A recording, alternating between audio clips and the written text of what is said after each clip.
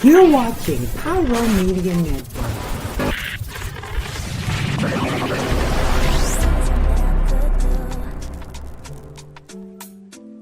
I could be running around chasing you, but I won't. Cause I got better things to do. Rather spend my precious time chasing somebody who loves me too. If I got $1 for every time you slam the door, I would be the richest girl alive, life. If you hadn't run away every time I asked you stay, you would sleep right next to me tonight. And you didn't know me, all you wanted was a game to play, and you couldn't handle that I had my ways. Around your mind tricks and your side chicks, I'm a winner, babe. And you didn't win this, it's a part of the game. In the beginning I just didn't know.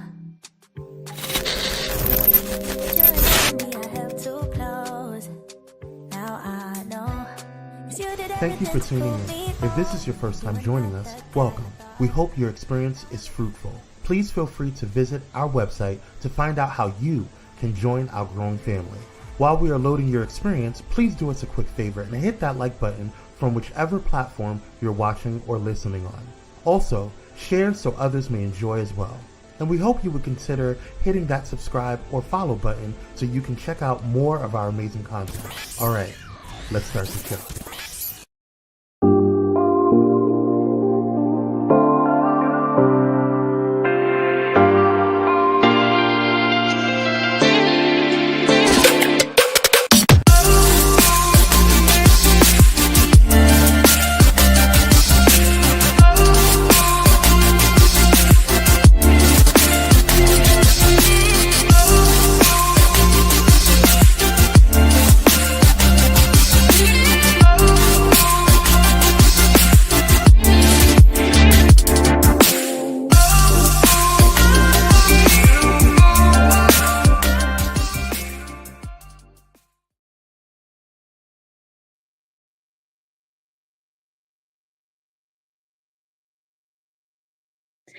Hey, y'all. Happy Friday, Junior.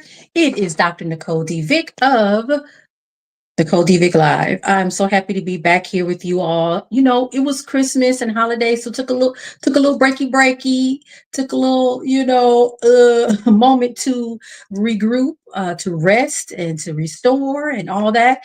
Y'all also know, I'm not 100%, right? My ankle ain't right. And so it was just time for me to get into another chapter. And we'll talk about that a little bit later.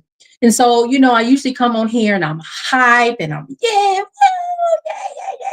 And my spirit is still high, but there's a lot that has happened that we have to talk about. Like I was saying to myself, come on, 2025, just come in real quiet. Just come on tiptoe in the dough. Don't make no noise. We gonna be okay.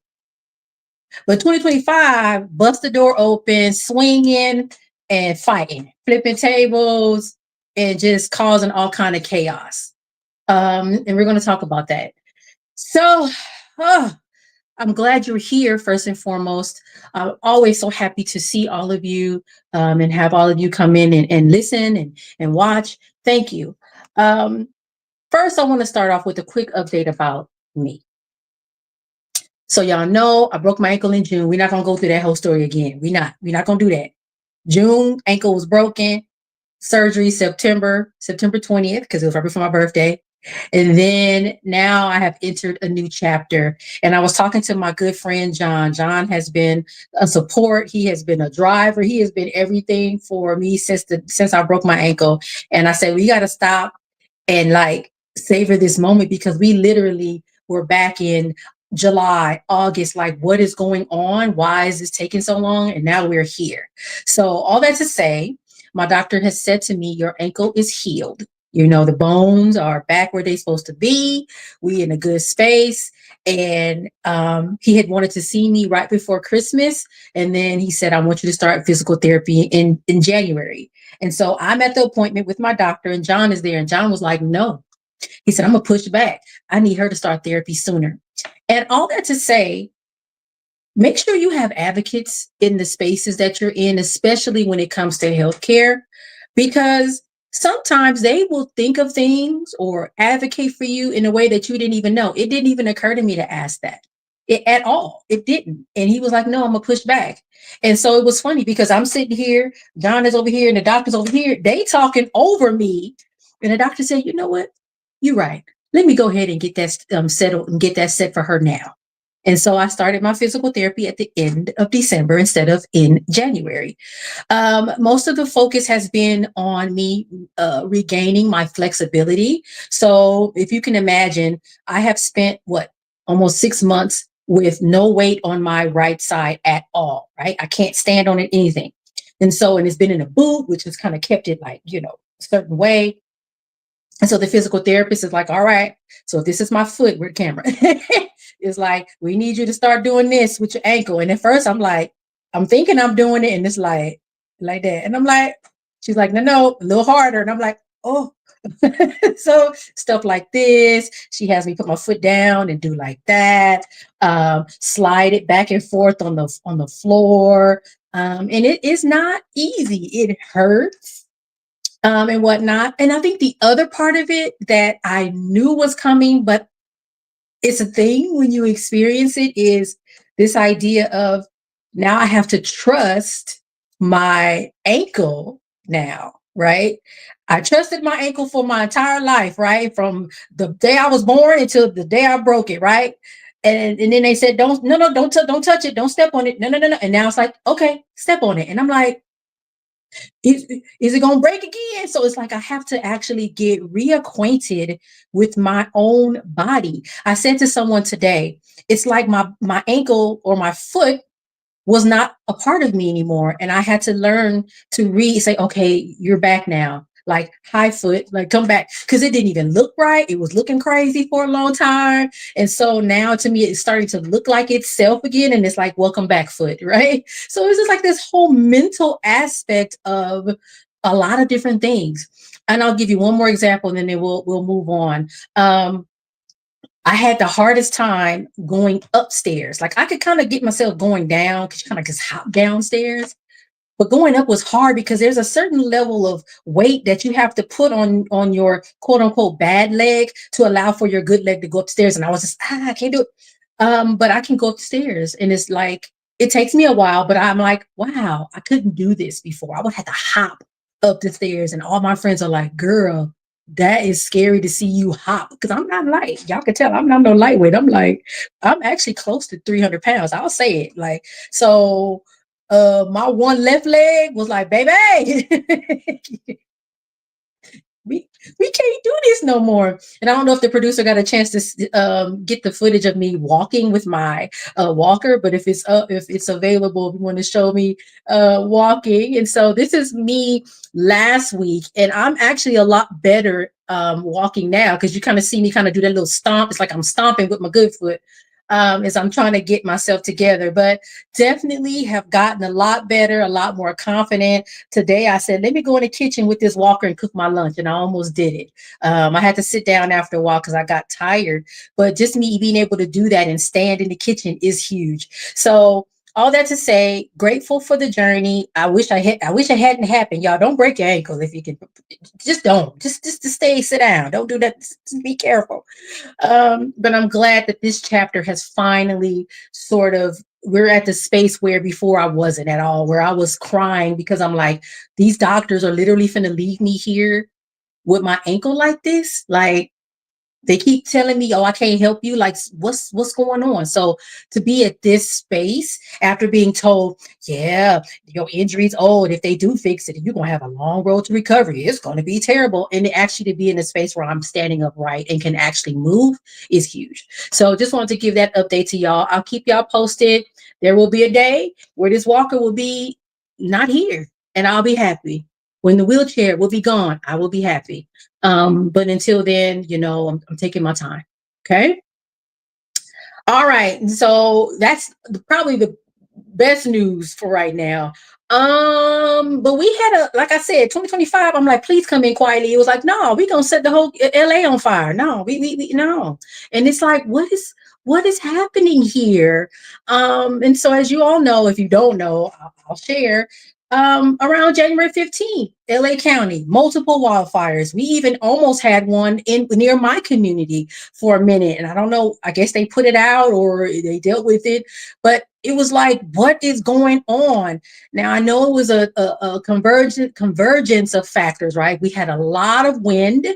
We have not had a lot of rain, so there's a lot of overgrowth of plants and wildlife that are dry, and it doesn't take anything. It could a cigarette, butt or anything, and it can just literally just cause a big thing. And so we have, I think, right now, two major fires that have burned hundreds, or not hundreds, but tens of thousands of acres, thousands of homes. People have lost their lives, and it's just so devastating when I think of fire and how devastating fire is.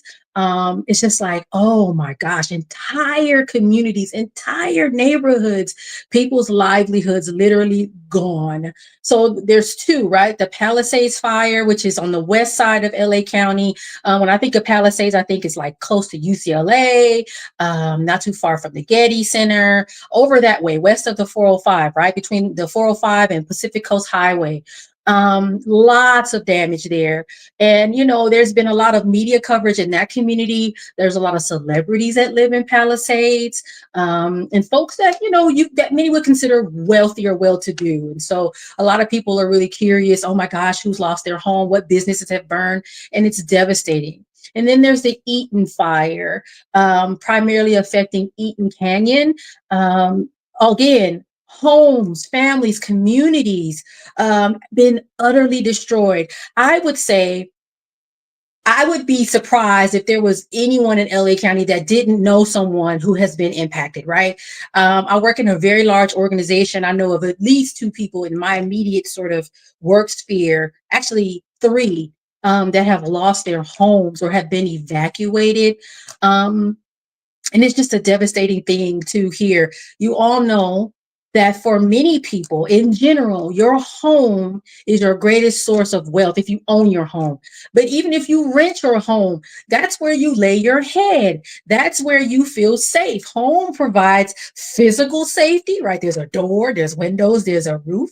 But then there's this also other kind of safety where you can go there, you can sleep. You have things that are important to you, and to have that literally gone can be completely devastating, whether you are rich or not. Because I know that I've been seeing that all on social media where those people are rich. It doesn't matter. If you one day have a house and then the next day you don't and it's gone, that's devastating. I don't care how much money you make. And so I think, we've lost, unfortunately, that sense of empathy and sympathy for people when they're going through something like that. And I think we need to regain that. LA County Fire is on the fire. The National Guard. I know we have some of the fabulous, they are incarcerated individuals that are in fire service. They're down here. I've heard Mexico has come, Oregon, like all over the US has come down to offer their support. I have seen the amazing folks with the airplanes that go and get the water and drop it. I'm like, that is so, like, who thought of that? I know that's probably been years in the making, of course, but who said, dang, we should just build a plane that has a capacity to kind of scoop down and get a big thing of water and then drop it, right? That is like, so think of the skill to be able to do something like that. And so that's been what's been going on. About 85,000 residents have been evacuated. I will say one thing that's really, really cool to me is the amount of support. People think LA is like this, like, everybody's bougie, frou-frou, and nobody cares about everybody. Everybody has shown up. On my feed, people are like, I own a restaurant, come get food. I'm going over here and I'm about to drop off some stuff. And I feel like oftentimes people that have the least are often the most willing to offer their support and their help. I've seen that happen. So the amount of support has been amazing. I've seen friends that I know, Dante, he was like, we about to take some stuff over. And he had a whole, about 4 big things of stuff. Someone that I know that lost their home or was evacuated. She was like, I'm at Target buying brand new stuff and trying to make sure everybody else is good. And I'm like, you actually are impacted and you are still helping. So all of us are rallying around, volunteering and offering support. It's going to take a lot of effort, a lot of time to really, really get things back. And I don't know if we'll ever be 100% back to the way things were, but I think we'll be okay. I mean, LA, we're pretty strong. Collectively, I think we'll be all right. When we come back from commercial, I want to talk about the public health impact or the public health implications around things like fires, emergencies, and sort of some of the other things that maybe you hadn't even considered that can occur when something like this happens, a dramatic emergency. So we will be back and we have a little bit more to talk about. See you in a bit.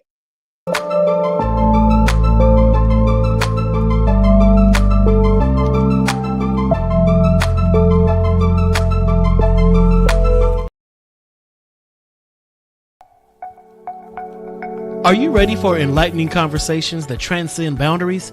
Get ready for Conversations with Clergy, brought to you by the HIV Vaccine Trials Network.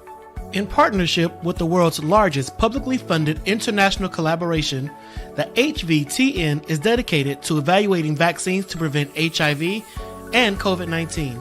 But their impact doesn't stop there. The HVTN is at the forefront of advancing vaccinology, social and behavioral sciences, statistics, immunology, and even contributing to the research on tuberculosis and COVID-19 vaccines. By supporting Conversations with Clergy, the HVTN not only brings you thought-provoking discussions, but also contributes to the global effort to combat infectious diseases. Tune in, stay informed, and be a part of the change. Conversations with Clergy, supported by the HVTN, empowering conversations, empowering lives. Join us in this journey of knowledge, understanding, and progress. Conversations with Clergy, proudly brought to you by the HIV Vaccine Trials Network, because together we can make a difference.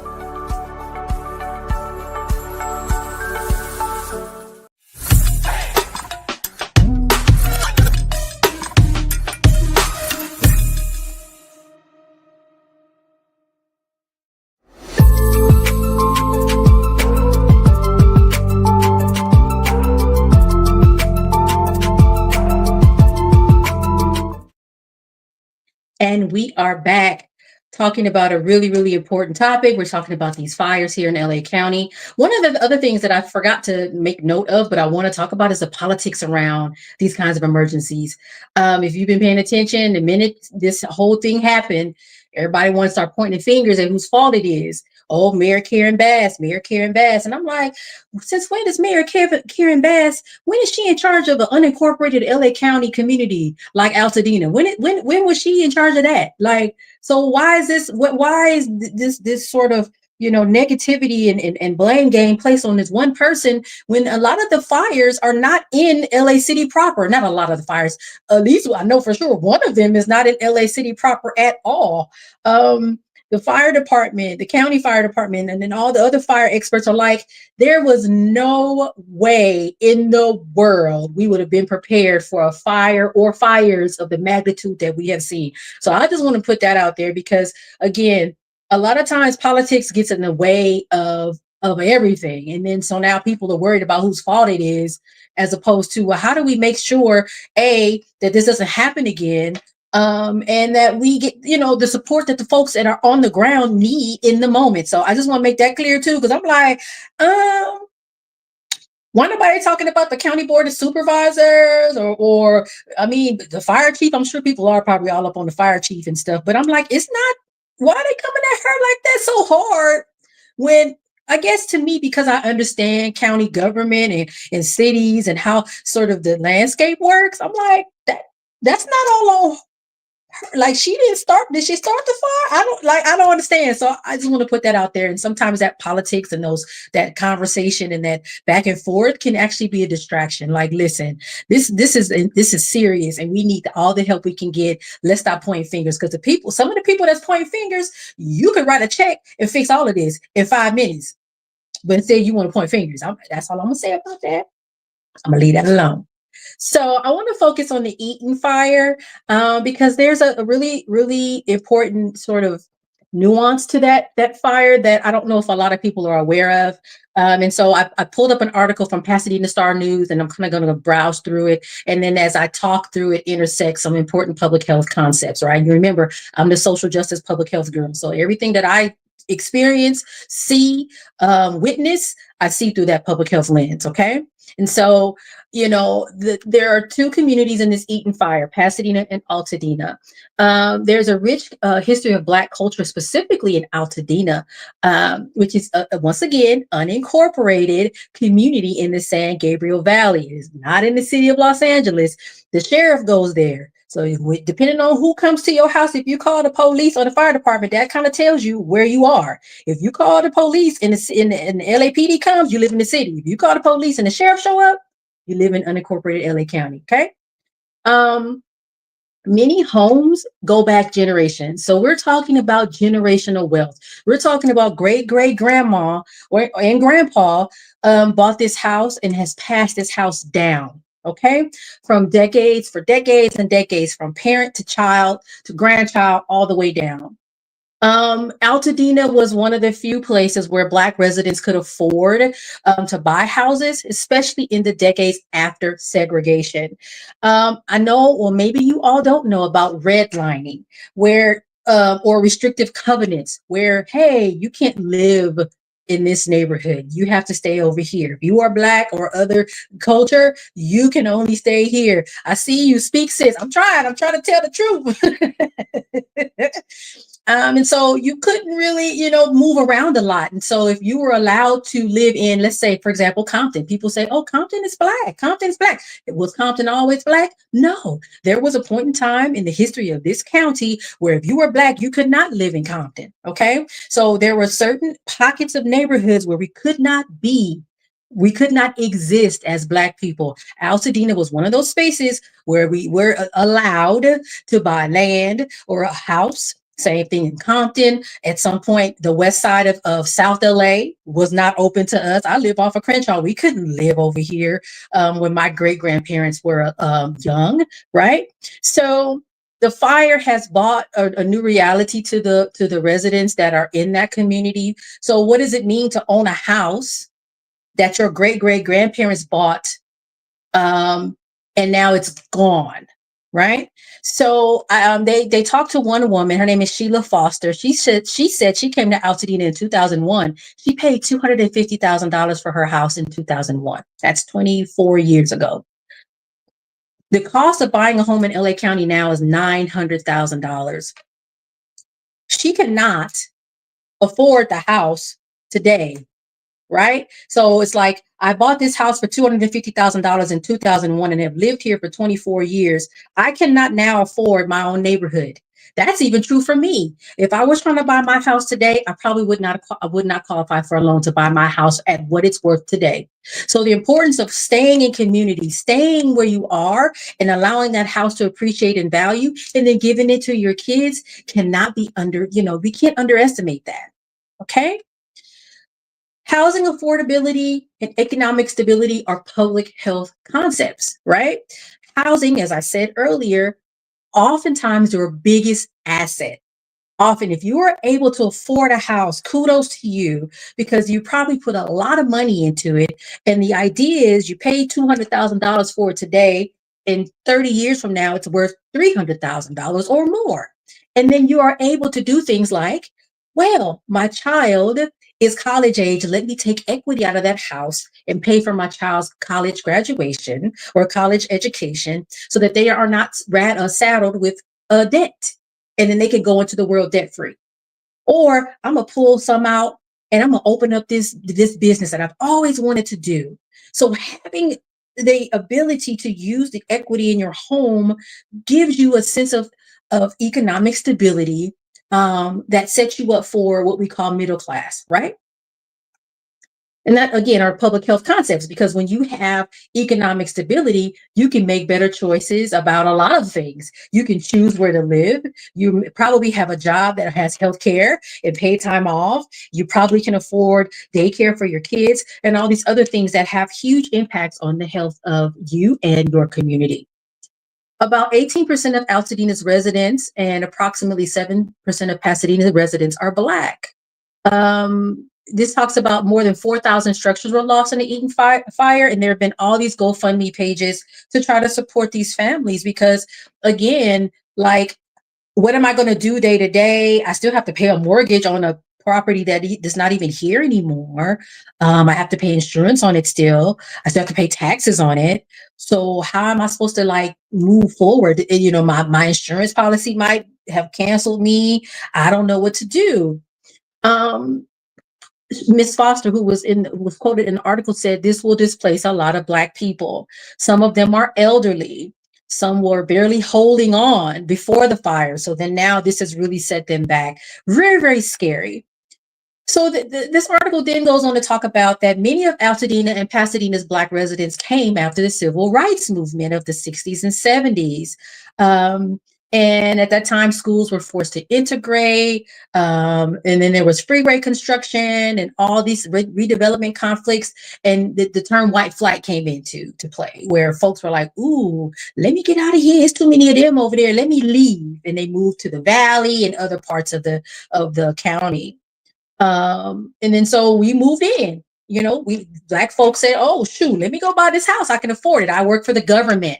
I am a firefighter. I'm a lawyer. I can afford this home.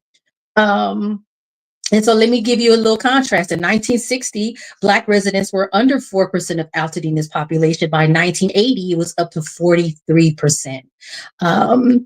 And as I said, home ownership is a way to accrue generational wealth, of which Black people have historically been at disadvantage because of the effects of slavery. We weren't even considered people. How you gonna buy a house if you ain't even considered a person? We often couldn't afford land. There were things, like I said, redlining, restrictive covenants. You couldn't get a loan from the bank. So even if you could afford it, the bank was like, we don't want to give you the money, so sorry. Right? So when the opportunity presented itself, yes, hey, we're going to buy this house and we're going to make this work. Right? Black home ownership in California has been lower than other racial groups. I think what I saw reference to in regards to Altadena, actually for Altadena, the Black home ownership rate is higher than the national average. And so again, like, hey, this is important. So us losing this community is very important. We have to make sure that we help collectively them rebuild. Let's see. There was someone else that was also interviewed, Mr. Mahone. He lost his home in the fire, and his family moved from South Central Los Angeles when he was in middle school. And he says what I just said. In the mid-70s, Black people often weren't allowed to go buy any property west of Crenshaw. My great-grandparents lived west of Crenshaw for many, many years until, unfortunately, we lost those properties. And I'm like, that's a whole nother episode of Nicole D Vick Live. But again, that was devastating, right? My parents inherited a home from my great-grandparents. And I don't know, because I wasn't old enough to really understand. But next thing I knew, they had to go. They had to do a short sale. It was gone. And I, even to this day, am angry when I see that house and see how much that house is worth today, and how much we lost out on generational wealth because that house somehow got lost. And so, again, this is just such an important story. Mr. Mahone bought his house in 1998 for $340,000, and had actually renovated it a year ago. So there was more money put into that house. And so, again, his concerns were, well, when you buy the house in 1998, the property taxes is based on $1998. So now that the house is gone and say he decides to rebuild, guess what? It's going to be reassessed at $20-25. So your property taxes are going to go up. Can you afford to rebuild, pay higher taxes, probably higher homeowners insurance now because you're in the burn area. So there's all these factors that really play into how our communities are able to recover or not in this type of disaster. And this is really why I'm concerned. So as I was reading these articles and kind of looking into the issues and having an understanding from a personal level what it means to lose a home, maybe not to a fire, but I understand where it's like, oh, you couldn't make the payment, you got to go, and what that does. There were some public health issues that came up, and I'm just going to name them out. Climate change. We've been talking about climate change. Some people, for some reason, are acting like it ain't a thing. They're just like, I'm gonna turn my head like this, and maybe it'll go away. And it's like, baby, it's already here. So what we gonna do? Because the climate is changing. The weather is acting up. We got hurricanes, we got fires, we got floods, all these things. We need to be thinking about this because it can impact us on a level that I don't think we quite understand. Water, right? So in this case, oh, where's the water? We didn't have enough water to put the fires out. And that's been debunked, right? It's like, it wasn't a water issue, it was a water pressure issue. Like there was not enough water in the world to fix this in 5 minutes, right? But water will become an issue. Drinkable water, water for emergencies. I remember I was in a fellowship in 2007 and they were talking about water. We need to be talking about water. They were telling us that in 2007. It's 2025, right? So water is another public health issue. Air quality, right? The fires have brought up ash, soot, all kinds of things. So if you have asthma, if you have allergies, we need to be thinking about air quality. I already talked about housing, actually the actual structure, and then actually the issue of economic stability that comes with home ownership. What happens when whole communities lose literally all of their housing overnight? Economic stability and wealth generation are other public health concepts I think that many people don't think about. We think about vaccines, restaurant litter grades, and that's it. But these are also very important public health concepts, specifically when we're talking about the health of communities. If you cannot afford to live and have housing and food and transportation and all these things, what happens to your health status? Emergency preparedness is another one. When September 11th happened, that's when when emergency preparedness became a public health issue. And it was like, we should be worried about these things. This fire was a public health emergency. How do we make sure that we are prepared when stuff like this happens? We have to be ready for COVID. That's also, to me, a public health emergency. Also a fire, a flood, earthquakes, all of those things are really important because when communities are displaced and disrupted, there are huge implications for that. The other one, priority populations. We used to call them target populations, but we don't talk about targets when we talk about people, okay? We don't have a bullseye on our back. Priority populations is what we're calling them and referring to them as of late. So one of the things for me, of course, that's top of mind, people with disabilities. I know for a fact that there were 2 people that were unfortunately that died in the Eaton fire. One, I believe was an amputee, and the other was, I think he had cerebral palsy. So there was a father-son situation where they couldn't get out and there was no way. I think they had tried to call the ambulance and the ambulance was trying to get there. But again, fire moves quickly, especially with all that wind. There was no way to get to them in time. And so often when stuff like this happens, when emergencies happens, if you're in a wheelchair or you need a walker or you're not mobile, and it's like, I'm sorry, I'm in the wheelchair / walker now, and my life is not less valuable than anybody else. Y'all, hello? Hello. So we have to be thinking about priority populations. People that don't speak English. You're putting out advisories in English. I don't speak English, right? So how am I supposed to get this notification? The other thing I think about too is people that don't have access to Wi-Fi or smartphones. So when notifications come out on the phone, how are they getting that? Hopefully they're watching the news, but you got to be ready for all of those types of things. And then the last one is this idea of place. Place has been considered a social determinant of health, right? That where you live and your zip code can almost be as accurate as your genetic code in predicting sort of how your health will be moving forward in your life. And we don't want that. We want people, regardless of where they live, to have a high quality of life. But again, what happens when your place, your community is disrupted? How do they rebuild? What is the plan? And most importantly to me, who will be left behind? How do you make sure that no one gets left behind?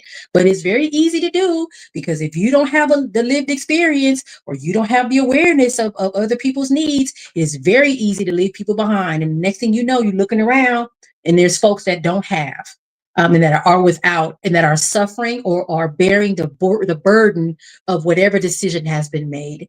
So these public health concepts are very important, and I promise you that they will become much more important as we see more of these events happening, right? With climate change, these fires, these floods, these hurricanes, all these things that are happening. So just want to put that on your mind and really think about these things. And if you are ever in a position to make any kind of decision or, offer your voice, you need to do it. Please do. Okay. That's all I got, child. Because I'm just really hoping that we can do this the right way. We've already heard that there's certain, land developers are already calling people like, hey, we'll buy your land, even though the house ain't on it no more. We'll give you X amount of dollars for it. And we're already hearing people say, do not sell. But it can be, that's easier than said than done. If I need money, I might sell, right? So how do we sort of push back against that kind of thing? But anyway, y'all, more to come. We'll probably have more conversations around this.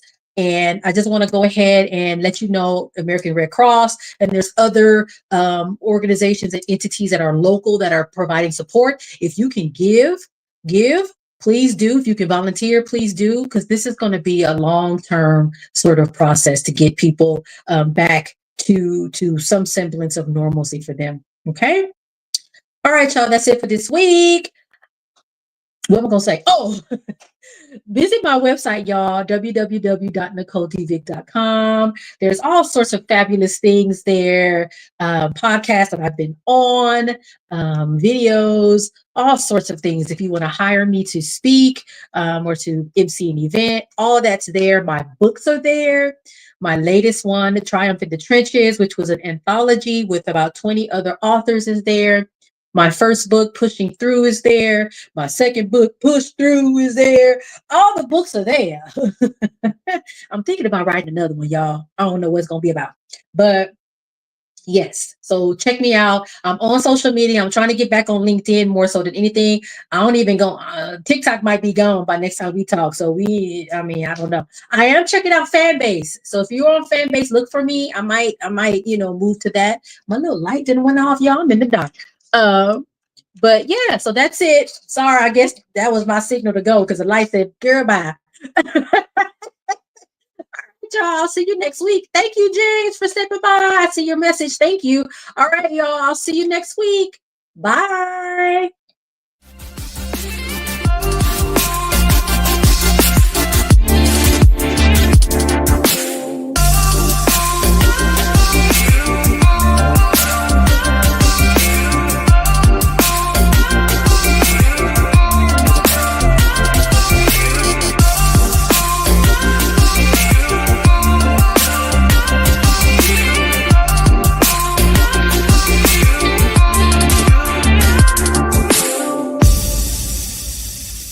Thank you for watching Pyro Media Network. For more information, please visit pyromedianetwork.com.